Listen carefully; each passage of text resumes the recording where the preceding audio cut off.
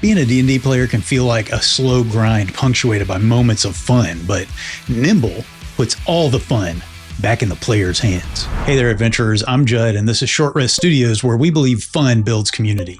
Nimble started out as a simple, streamlined set of 5e house rules, but in its current incarnation, I think it's by far the better TTRPG for players.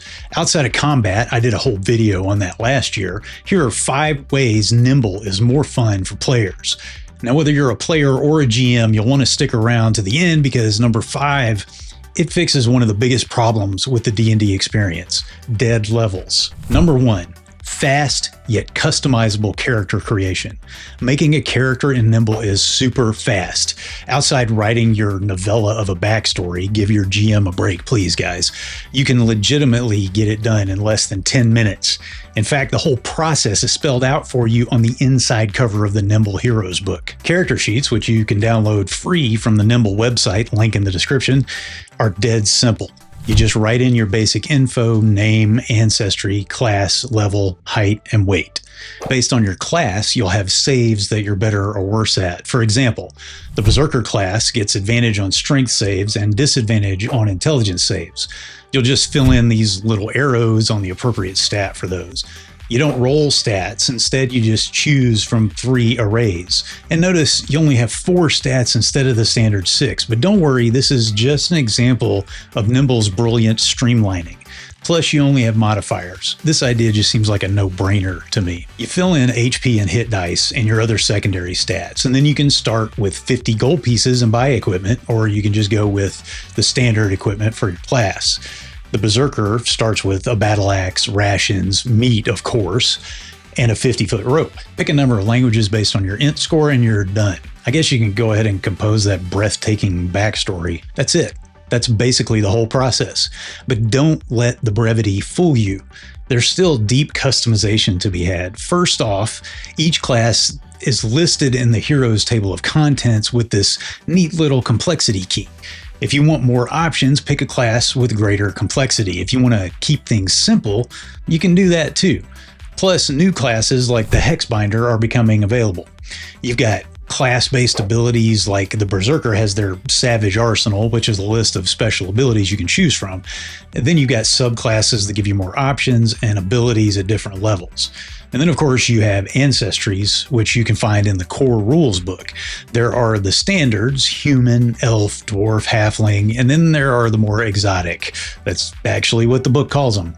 Ancestries like dragonborn, goblins, kobolds, and little furry bunnies. You get some bonuses based on your ancestry, but if you want to add some more flavor, both narrative and mechanical, your background is where things start to get interesting. If you choose the Wild One background, you're a creature of the wild and you get a +1 to Naturecraft, for example. Or if you have a low intelligence, you can take So Dumb I'm Smart Sometimes, which lets you reroll 1 intelligence-related save a day, even with advantage if you've gotten enough rest. Character creation is so much faster than 5e, and you don't need a website to help you do it, but you still get loads of fun options. The second thing that makes Nimble more fun for players than 5e, the inventory system. In Dungeons & Dragons, your character has a carrying capacity in pounds, determined by their size and their strength score.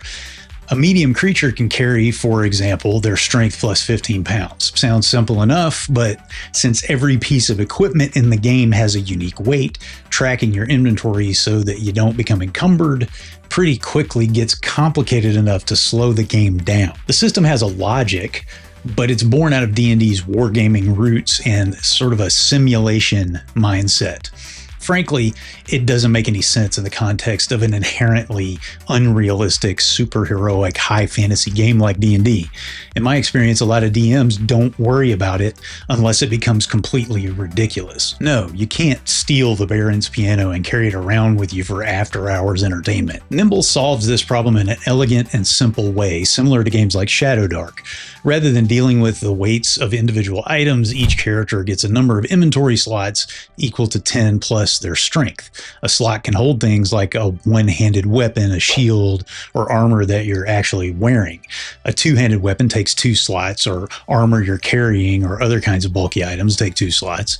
Small related items like various camping supplies can be grouped together in 1 slot. And Nimble's core rules explicitly state that the GM can choose to ignore this system as long as it doesn't get out of hand. As a player, I've never been opposed to tracking my inventory. The D&D system just feels unwieldy and not fun. As a DM, I'd like to, but again, it just feels like it detracts too much from everyone's enjoyment.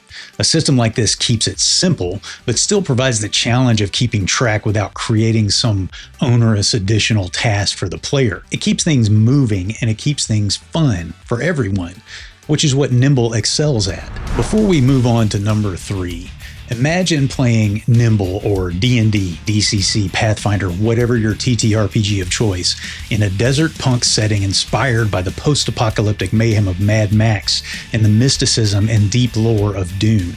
Sounds amazing, right? Well, it's here. The Scorched Basin, the latest system-agnostic campaign setting from Homie and the Dude, creators of The Wandering Tavern, is on Kickstarter for just a few more days. The Scorched Basin is packed with multiple desert terrains, 5 competing factions, unique creatures and player options, and a one-of-a-kind magic system.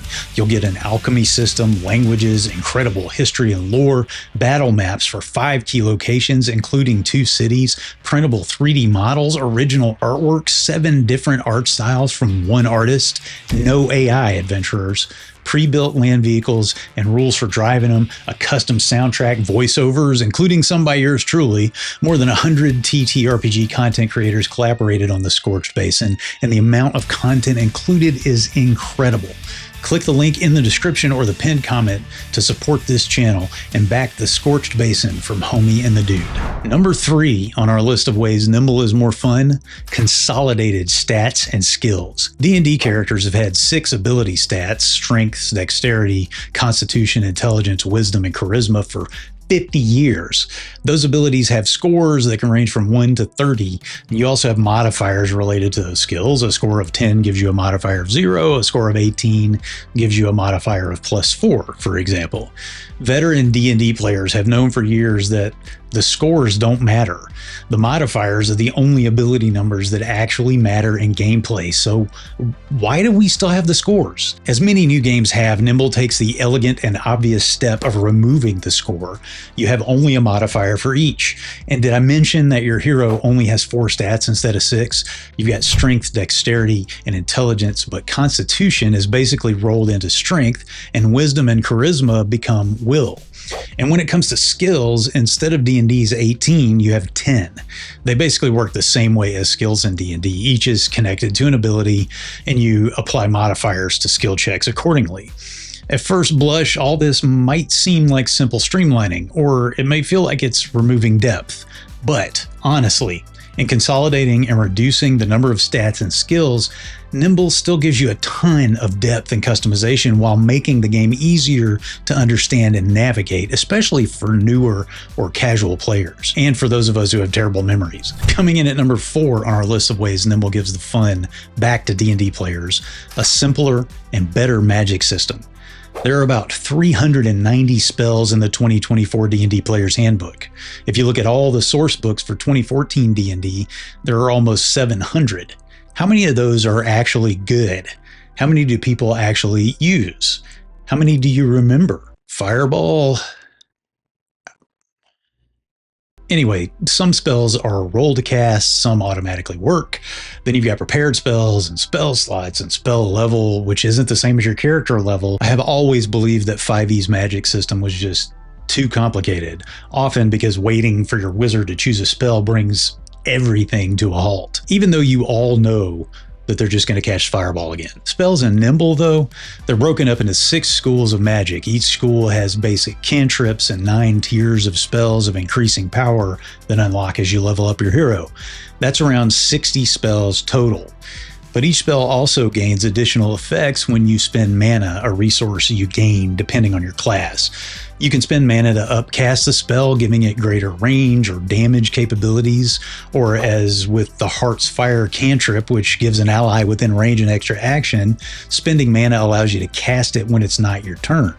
All this adds up to a greatly simplified, more easily understandable magic system that still gives your hero some serious firepower. And finally, the fifth way Nimble is more fun for players than D&D, leveling up. My players love dead levels in Dungeons & Dragons.